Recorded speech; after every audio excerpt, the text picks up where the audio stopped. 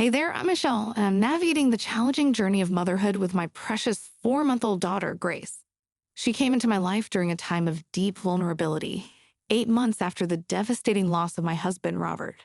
Our love story spanned almost 2 years, and he was genuinely the one who captured my heart. He was my first real love, and I had hoped he'd be my last. As I entered the final months of my second trimester, everything seemed to be falling into place. Robert and I were ecstatic about the upcoming arrival of our baby girl. It felt like our family was finally completing its puzzle. However, tragedy struck, and Robert was taken from me in a car accident. Identifying his lifeless body was an experience that tore at the core of my being, and it felt like my world. Hey there, I'm Michelle, and I'm navigating the challenging journey of motherhood with my precious 4-month-old daughter, Grace. She came into my life during a time of deep vulnerability, 8 months after the devastating loss of my husband, Robert. Our love story spanned almost 2 years, and he was genuinely the one who captured my heart. He was my first real love, and I had hoped he'd be my last. As I entered the final months of my second trimester, everything seemed to be falling into place. Robert and I were ecstatic about the upcoming arrival of our baby girl. It felt like our family was finally completing its puzzle. However, tragedy struck, and Robert was taken from me in a car accident.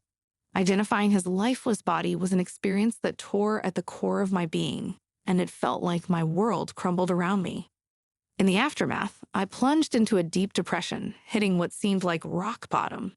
My parents, living in another part of the state, rushed to support me as much as they could. Afterward, my best friend, Lisa, stepped in to help me through this incredibly tough time. They became my lifelines. Despite the immense grief, I found comfort in their presence. After Robert's death, his parents, Laura and Paul, who had always been kind to me, took an unexpected turn. One day after Robert's passing, Lisa, who had moved in temporarily until the baby arrived, was out. I was alone when Laura and Paul showed up for a surprise visit. "Hey, Michelle, it's us. How are you holding up, honey?" Laura asked as they entered. "We're holding up," Paul added. "Where's Lisa?" "She's out grabbing groceries. Pregnancy cravings, I replied. "Oh, the strange cravings. Pregnancy does funny things to you," Laura said, trying to lighten the mood. "We miss Robert so much. Having you guys here helps. I just feel closer to him." "You were everything to him, Michelle. We are here for you. And soon you'll have your little one here," Paul said, trying to shift the conversation. "Speaking of which, how are the preparations for the baby going?" "Lisa has been a huge help. The nursery is ready, and we're just counting down the days now. Robert would have been so happy. I wish he could be here for this." "Speaking of the future, there's something we'd like to discuss with you," Laura interjected. "Sure, what's up?" "There might be some money that used to belong to Robert," Paul explained. "Okay, go on. What about it?" "We actually need that money now." "Wait, why?" "That money was sort of ours to begin with. We put it into Robert's upbringing and education. We even paid half of his college tuition as his birthday present. We raised him and supported his education. It was a present. You shouldn't have expected to get it back, right? I'm pregnant, not working, and I need that money for the baby. We need the money to take care of things at our house too. I would have loved to help you, but the truth is I will be raising this child as a single mother. I've got my own financial responsibilities to handle. I really need that money now more than ever." "You're being selfish and greedy. I bet you're secretly relieved that Robert is gone so you can have all the money for yourself. You're pretending to be all concerned about your baby, but God knows what you were going to do with it. How could you even say something like that?" We got our answer. I couldn't hold back the tears. 2 years of marriage, and this is how they treated me just because I refused to give them the money that legally belonged to me after Robert's death, especially when I was pregnant. It was unbelievable, and their words hurt me. I would never wish someone bad upon Robert. With Laura and Paul out of the picture, it was just Lisa, my parents, and me looking out for each other and my upcoming child. In the final stretch of my pregnancy, my mom came to stay with me. She's a devout woman and suggested we go to church one Sunday morning to pray for the baby's well-being. I agreed, and as we stepped into the sacred space, we bumped into an unexpected figure, Chris. Chris was volunteering at the church, and my mom sensed things could get awkward. She recommended we keep our church visits short and sweet.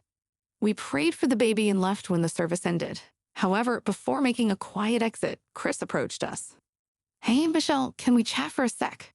"Sorry, Chris, but my mom doesn't want to talk to you." "It's all right, Mom. What's up, Chris? Look, I'm sorry about the other day. Actually, both of us are. Laura called you and all. Yeah, she did. I received all her voicemails. She's regretful for what she said.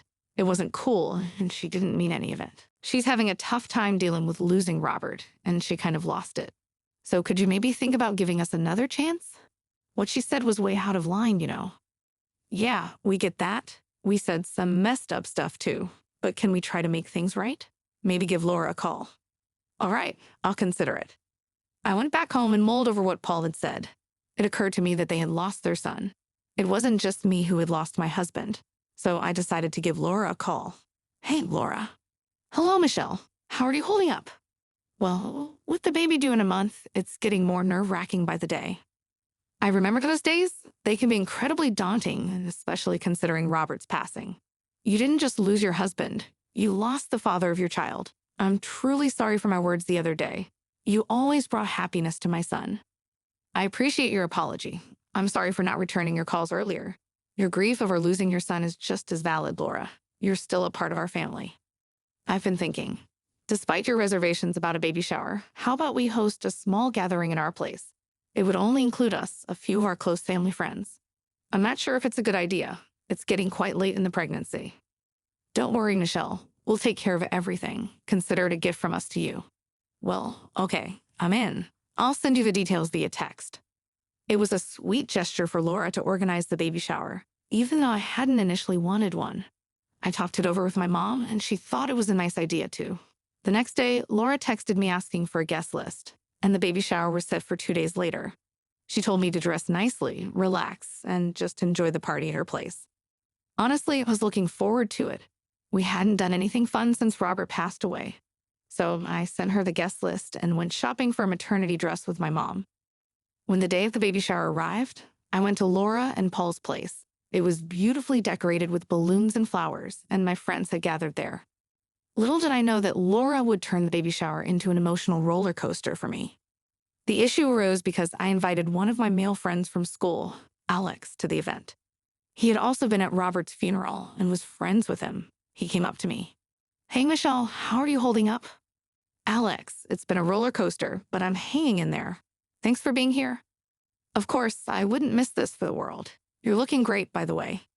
Thanks, Alex. It's been a tough few months, but I'm excited to meet my baby soon. Robert would have been thrilled.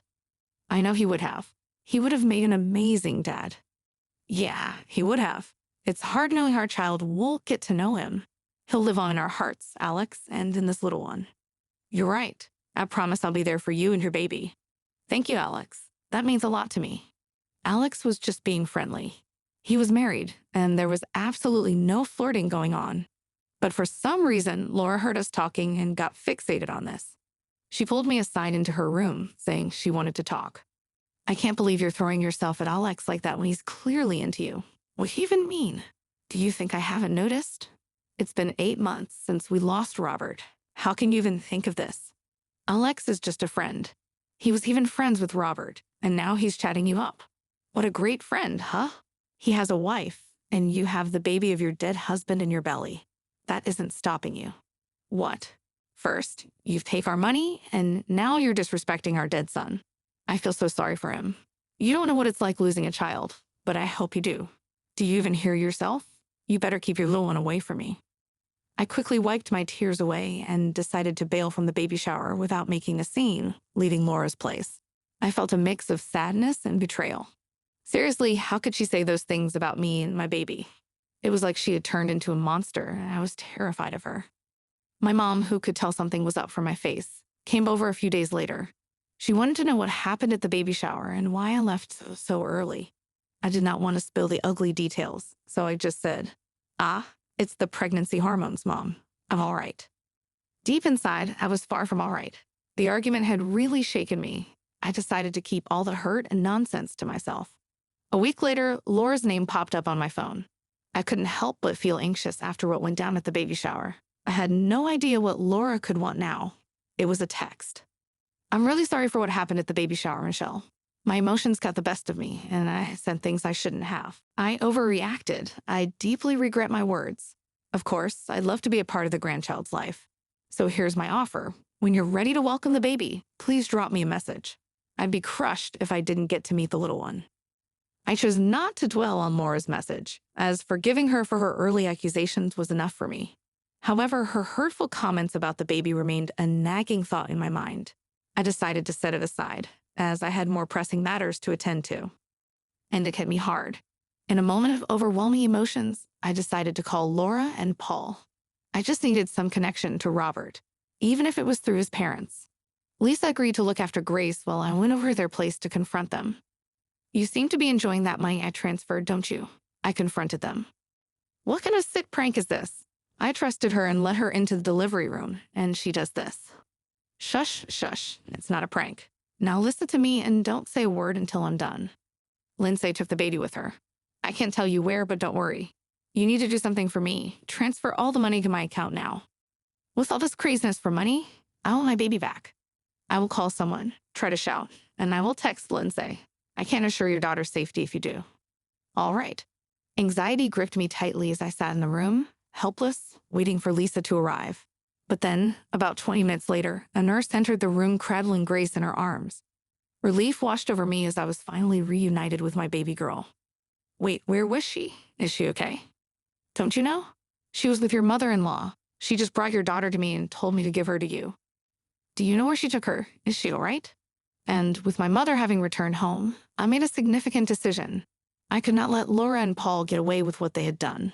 They had taken my daughter from the hospital, even if it was just for about 45 minutes. So after everything that went down, I knew I had to take some serious action. I hired a lawyer, not just any lawyer, Emily. Our first move was to get our hands on any evidence we could find. Hospitals usually have security cameras everywhere, and we thought they might have captured what happened. It was like the puzzle piece that just clicked perfectly into place. The money moved when Grace was taken. Emily built a solid case, making it clear they messed up big time, and no one could ignore the evidence against them.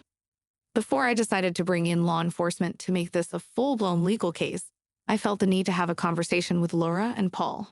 Emily agreed to look after Grace while I went over to their place to confront them. "You seem to be enjoying that money I transferred, don't you? Then all you seemed to care about was the money. If Robert was here today, he would be ashamed and disgusted by you and what you did to me and his daughter. He would have never forgiven you. John's gone, Laura. He's history. We cannot care less. Time for you to get your pathetic life together as well. What a remarkable father you are, Paul. If this is about money, you better leave. I only dropped by to give you a heads up. You'll be hearing from the cops soon enough, so better call your lawyer, Lindsay." As time ticked on, it was time for a fresh start. So I sold our house, full of memories, both good and bad. It was tough saying goodbye to that chapter of my life, but it needed to be done. I did not want to live in the shadows of the past anymore. I moved to a snug neighborhood close to my parents' place. Having real family nearby as a game changer, I decided to put my experiences to good use and joined support groups for single moms who'd been through similar things. Being there for them helped me heal too. Every day was a new challenge, but I was determined to build a life for Grace and me. I found a job that allowed me to work from home, balancing the responsibilities of motherhood and career.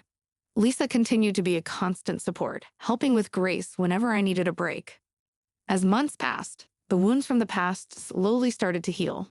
I learned to be resilient, to find strength in my vulnerability. Grace was growing into a happy, healthy baby, and her giggles became my source of joy. I couldn't help but marvel at the remarkable journey we had embarked on together. One day, as I was juggling work and baby duties, I received a call from an unknown number. Hesitant but curious, I answered. It was Laura. "Michelle, it's Laura. I know I messed up, and I want to make things right. Can we talk?" The sincerity in her voice surprised me, and after a moment of contemplation, I agreed to meet with her. We chose a neutral location, a quiet cafe where we could have a private conversation. Over coffee, Laura apologized sincerely for her past actions. She admitted that grief had clouded her judgment, causing her to lash out at me. As she spoke, I saw a different side of her, a mother who had lost her son and was now seeking a connection with her granddaughter. Tentatively, I allowed Laura to be a part of Grace's life. We started with supervised visits, gradually rebuilding trust. Paul, on the other hand, remained distant, struggling to come to terms with the mistakes they had made. Time passed, and Grace grew into a spirited toddler, full of curiosity and laughter. Laura and I found a delicate balance in co-parenting, and I appreciated the support she provided. We navigated the challenges of raising Grace together, with each passing day bringing a renewed sense of healing. As Grace approached school age, I decided to revisit the past and confront the legal implications of Laura and Paul's actions. With Emily's guidance, we pursued legal action to ensure that what happened at the hospital would not be forgotten. It was a challenging process, but the evidence spoke for itself and justice prevailed. The legal victory allowed me to reclaim a sense of control over my life. It sent a clear message that no one could take away the rights and safety of my child. With the court case behind me, I focused on building a brighter future for Grace and me. In time, I met someone